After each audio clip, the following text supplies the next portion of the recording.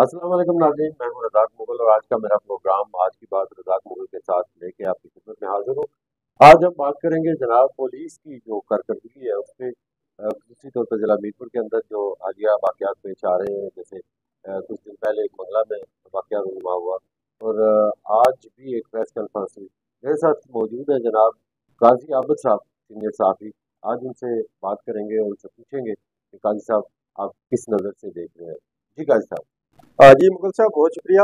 मुगल साहब, आज Kashmir press club Mirpur के अंदर एक नौजवान ने प्रेस कॉन्फ्रेंस की है, जिसमें उसने महकमा पुलिस के ऊपर जो है वो इल्जामात लगाए हैं और उसने ये कहा कि उसे एक झूठे मुकदमे में फंसाया गया और एसएचओ थाना थोथाल की मौजूदगी में राजा अहमद डीएफसी जो है उसने अपने साथियों के हमरा उसके ऊपर बेपनाह तशद्दुद किया और उसे ये बात मनवाने की कोशिश करते रहे कि वो ये कबूल करे कि वो एक फांसी के अड्डे पर गया और उसने वहां पर जुर्म का इर्तिकाब किया और इसके साथ साथ से मुबैना तौर पर से 2 लाख रुपए का जो है ये भाई तकाजा साहब, करते रहे। वो कह रहा था कि तशद्दुद भी हुआ। क्या समझते हैं कि इस दफा जो पुलिस की तरफ से हुआ था कि तशद्दुद जो है वो बिल्कुल नहीं होना चाहिए। आप किस नजर से देखते जी बिल्कुल, तशद्दुद जो है वो एक ऐसा गैर कानूनी फेल है पुलिस की तरफ से कि अगर आपके पास कोई इसका रिमांड नहीं है और आप बिल्कुल जो है वो इस बारे में अगर आपको कहीं से जैसे वो होता है कि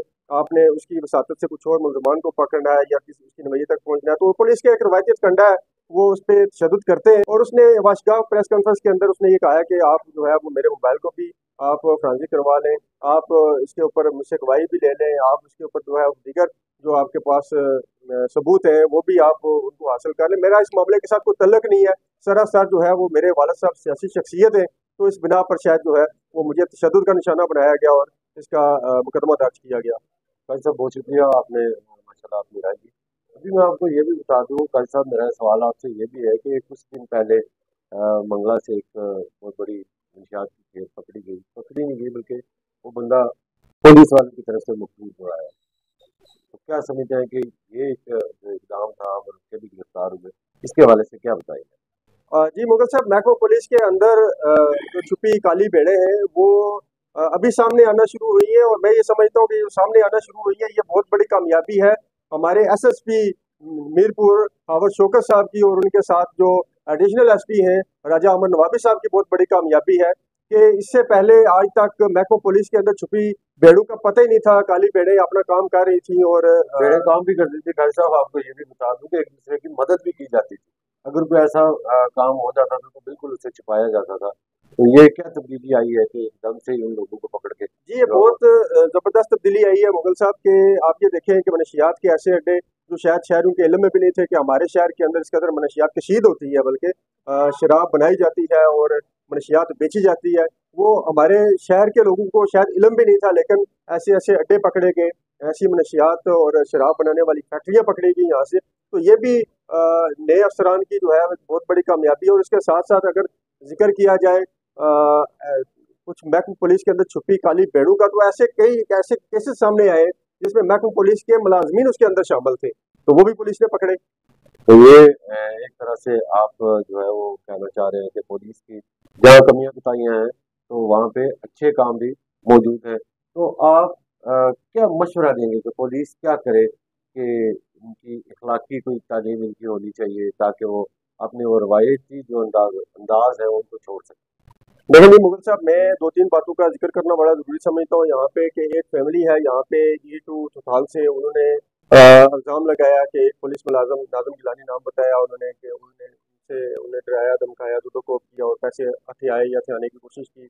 इसी तरह गुज़श्ता दिनों एक थाना न्यू सिटी का एक केस था जिसमें एक अमर शहजाद नामी कांस्टेबल ने एसएचओ के कमरे के अंदर एक खातून को थप्पड़ मारा, जिसकी जो है वो सोशल मीडिया के ऊपर वीडियो काफी वायरल नहीं, उसकी वीडियो नहीं वायरल हुई, उसकी खबर वायरल हुई। वीडियो खबर वाला जो वायरल। था वो सिविलियन था।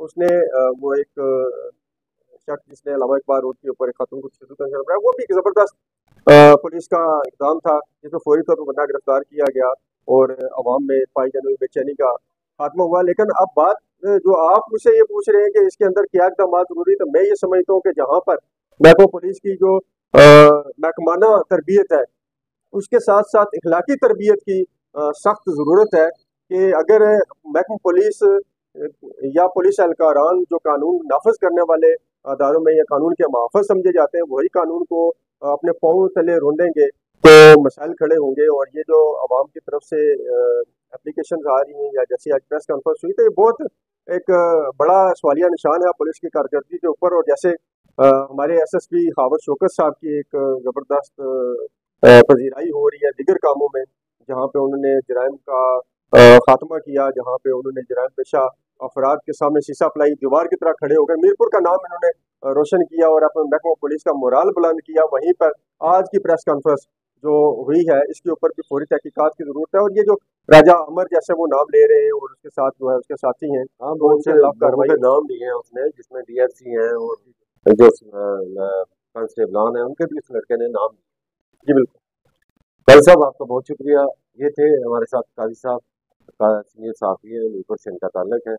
तो जनाब काजी साहब ने ये भी बताया कि यहाँ पे अखलाकी जो तरबियत है उसकी बहुत सख्त ज़रूरत है, ताकि पुलिस वाला अपने आप को जो अक्ल कुल ना समझे या इतना ताकतवर ना समझे, वो अपने ज़राए से और अपने तहकीकात से लोगों को पकड़े, ना कि पकड़ कर तशद्दुद करे। और जिस तरह एक लड़के ने बताया कि मुझे बाइक से गिरफ्तार करके अड्डे पे ले गए और वहाँ से मुझे छोड़ दिया गया और मारा भी गया। तो इंशाल्लाह फिर किसी दिन आपसे मुलाकात होगी। तब तक के लिए इजाज़त दीजिए। अल्लाह ने